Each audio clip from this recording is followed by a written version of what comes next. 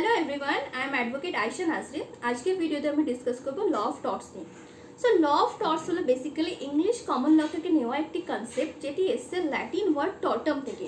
টর্টাম ওয়ার্ডটার মানে হলো twisted or to do something illegal বা টু ডু সামথিং রং। তো অর্থাৎ ল অফ টর্টের কনসেপ্টকে যদি আমরা শর্টে বোঝার চেষ্টা করি, ল অফ টর্টস বলতে বোঝায় এমন একটি কাজ যেটা ইললিগাল, যেটা করার কারণে অন্য একজন মানুষের লিগাল রাইটকে ড্যামেজ বা ভায়োলেট করা হচ্ছে। অর্থাৎ এমন একজন ব্যক্তি নিজের লিগাল ডিউটিকে ব্রিচ করে এমন একটি কাজ করছে, তার সেই কাজটার জন্য অন্য একজন ব্যক্তির লিগাল রাইট ড্যামেজ হচ্ছে, সেই কাজটাকে বলা হচ্ছে ল অফ টর্টস। ল অফ টর্টসের ডেফিনেশনকে যদি আমরা কয়েকটা পার্টে ভেঙে নিই, তাহলে আমরা ল অফ টর্টসের ডেফিনেশন বা কনসেপ্টটা বুঝতে আমাদের অনেক বেশি সুবিধা হবে। সো ল অফ টর্টসের ডেফিনেশনকে এখানে যদি দেখি, ল অফ টর্টসের ডেফিনেশনে ফার্স্টে বলছে tort is an act or commission, act of commission or an act of omission। অর্থাৎ টর্টকে বলা হচ্ছে টর্ট হয় একটা অ্যাক্ট অফ কমিশন। কমিশন মানে টু ডু সামথিং, কোনো কিছু করা, অর্থাৎ or to act of omission বা কোনো কিছু না করা। কমিশন কথার অর্থ হলো কোনো কিছু করা এবং অমিশন কথার অর্থ হলো কোনো কিছু না করা। অর্থাৎ কোনো একজন ব্যক্তি যদি কোনো কিছু করা অথবা না করার মাধ্যমে এমন একজন কাজ করছে, এটাকে একটা বেসিক এক্সাম্পল বা ইজি একটা এক্সাম্পল দিয়ে বোঝাবার চেষ্টা করব। কমিশন মানে হলো কোনো কিছু করা, অর্থাৎ আমি একজন ব্যক্তির দিকে ঢিল ছুঁড়ে মারলাম বা ইট ছুঁড়ে মারলাম, এটা হলো কমিশন, আমি একটা অ্যাক্ট কমিট করছি। এবং অমিশন হলো কোনো কিছু না করা, আমি ইচ্ছে করে একজন ব্যক্তিকে দেখছি তার দিকে একটা গাড়ি এগিয়ে আসছে, আমি দেখে সেটাকে চুপচাপ দাঁড়িয়ে আছি, অর্থাৎ এটা হলো অ্যাক্ট অফ অমিশন, আমি কোনো কিছু করছি না, না করা। এটা হলো অ্যাক্ট অফ কমিশন এবং অ্যাক্ট অফ অমিশনের মধ্যে ডিফারেন্স। তো এমন একজন ব্যক্তি অ্যাক্ট অফ কমিশন বা অ্যাক্ট অফ অমিশনের মাধ্যমে এমন একটা কাজ করছে, সেকেন্ড পার্টে চলে আসবো, which is the breach of legal duty by a person. সেই অ্যাক্ট অফ কমিশন বা অমিশনের জন্য সেই ব্যক্তিটি নিজের লিগাল ডিউটি ব্রিচ করছে, তার উপর বেসিক কিছু ল দ্বারা ইম্পোজ কিছু ডিউটি আছে, আমাদের প্রত্যেকের উপর ল দ্বারা ইম্পোজ কিছু ডিউটি আছে, যেটা থেকে প্রিজিউম করা হয় যে আমরা এই ডিউটিগুলো মেনে চলবো। সেই ব্যক্তিটি অমিশন বা কমিশনের দ্বারা নিজের সেই লিগাল ডিউটিকে ব্রিচ করছে। ব্রিচ করার দরুন কি হচ্ছে, থার্ড পার্টে চলে আসবো, due to which another individual person's legal right is damage. অর্থাৎ একজন ব্যক্তি নিজের লিগাল রাইট, নিজের লিগাল ডিউটি ব্রিচ করছে, তার জন্য আরেকজন ব্যক্তির লিগাল রাইটটা ড্যামেজ হচ্ছে। একজন ব্যক্তি ঢিল ছুটছে, সেটা গিয়ে আরেকজন ব্যক্তির গায়ে লাগছে, তাহলে একজন ব্যক্তি নিজের লিগাল ডিউটি ব্রিচ করছে এবং সেটার জন্য একজন ব্যক্তির লিগাল রাইট ড্যামেজ হচ্ছে। এইটা হলো বেসিক কনসেপ্ট ল অফ টর্টসের।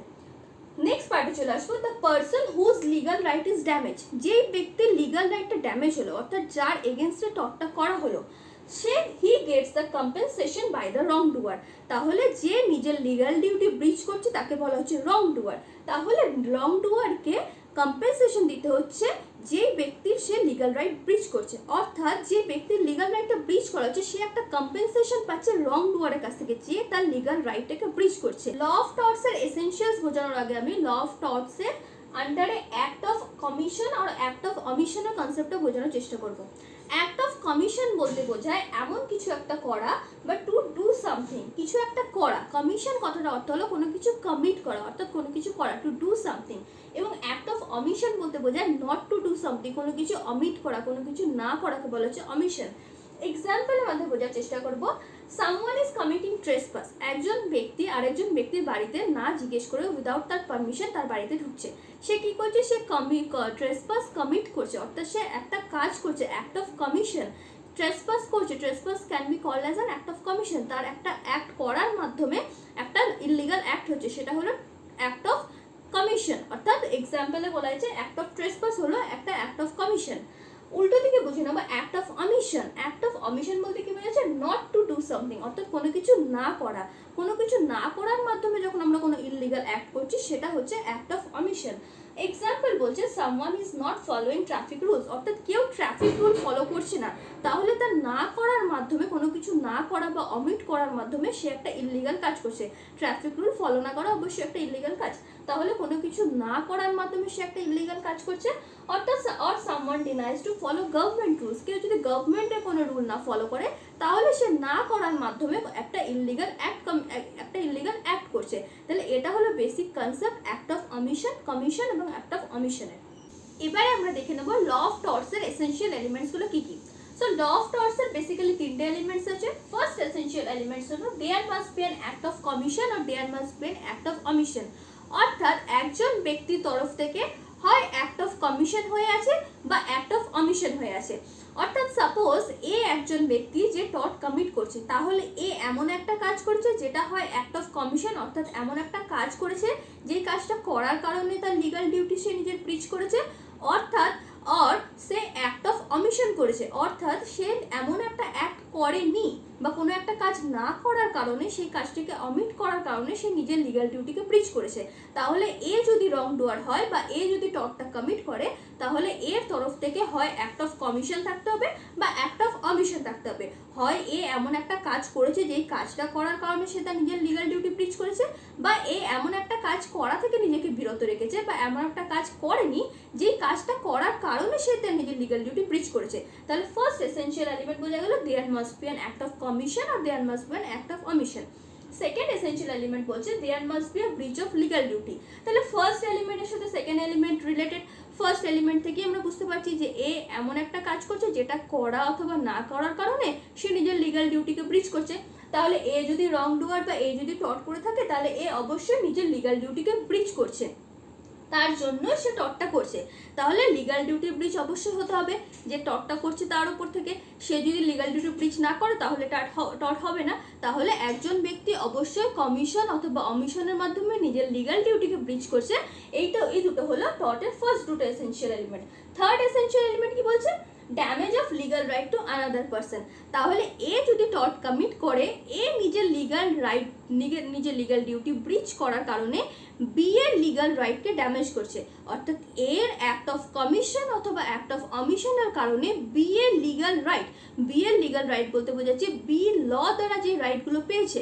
প্রত্যেকটা মানুষের ওপর আমাদের ল কিছু রাইট আমাদেরকে ইম্পোজ করে দেয়, যে রাইটসগুলো আমরা পেতে বাধ্য, সেই রাইটসগুলোকে বলা হচ্ছে লিগ্যাল রাইটস। তাহলে এরকম কিছু লিগ্যাল রাইটস এ যদি নিজের অ্যাক্ট অফ কমিশন বা অমিশনের কারণে বি এর এরকম কোনো লিগ্যাল রাইটকে ড্যামেজ বা ভায়োলেট করে, বা বি এর এরকম কোনো রাইট ড্যামেজ বা ভায়োলেট হয়ে থাকে যেটা সে পেতে বাধ্য বা লিগালি পেতে সে লায়াবল, সেরকম কোনো রাইট যদি বি এর কোনো রাইট যদি এর কোনো কাজের জন্য ড্যামেজ বা ভায়োলেট হয়, তাহলে সেটা হলো টর্ট, ল অফ টর্ট।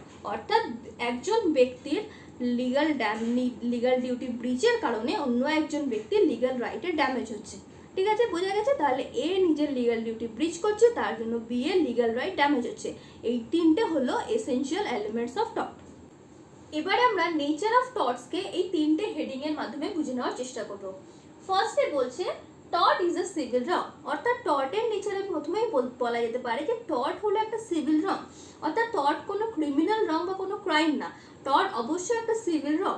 কারণ একজন ব্যক্তি নিজের সিভিল ডিউটি ব্রিচ করেই টর্ট কমিট করছে, তাহলে টর্টকে অবশ্যই আমরা সিভিল রং হিসেবে কনসিডার করব। টর্টকে আমরা কোনো ক্রিমিনাল রং বা কোনো ক্রাইম হিসেবে কনসিডার করব না। টর্টের সেকেন্ড নেচার হলো the civil wrong is other than a mere breach of contract.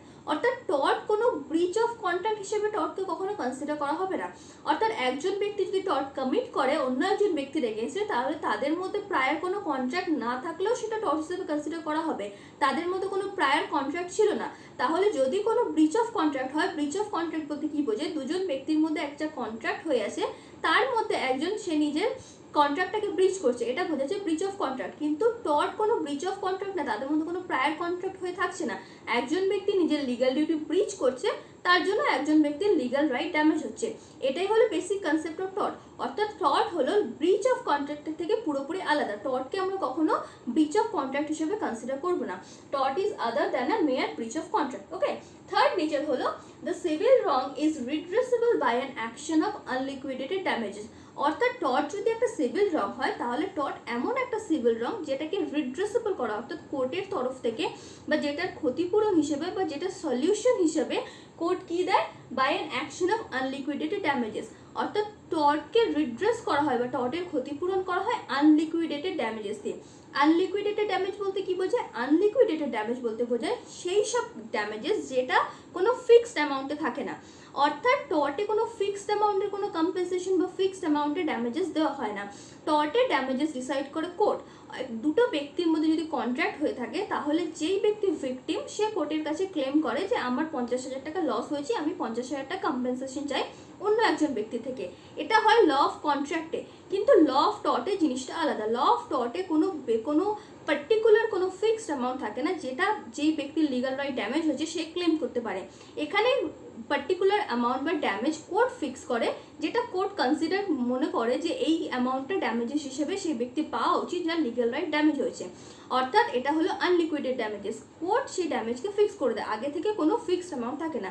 এটাই হলো বেসিক ডিফারেন্স লিকুইডেটেড এবং আনলিকুইডেটেড ড্যামেজেসে।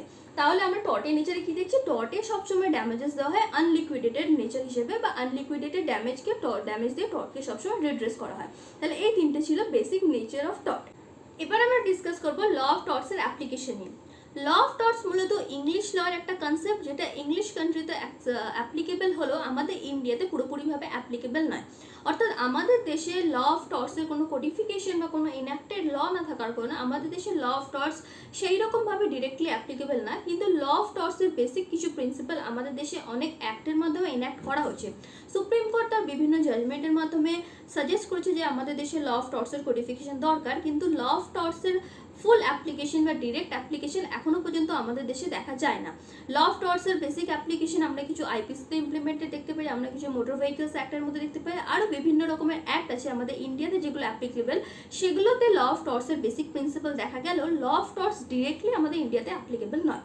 তাহলে আজকের ভিডিওতে আমরা ডিসকাস করলাম ল অফ টর্টসের বেসিক কিছু কনসেপ্ট নিয়ে। আশা করি ভিডিওটা তোমাদের ভালো লেগেছে, এবং ভিডিওটি যদি তোমাদের জন্য হেল্পফুল হয় তাহলে অবশ্যই তোমরা ভিডিওটিতে লাইক দিয়ে দিও এবং আমার চ্যানেলটিতে সাবস্ক্রাইব করে দিও। Thank you.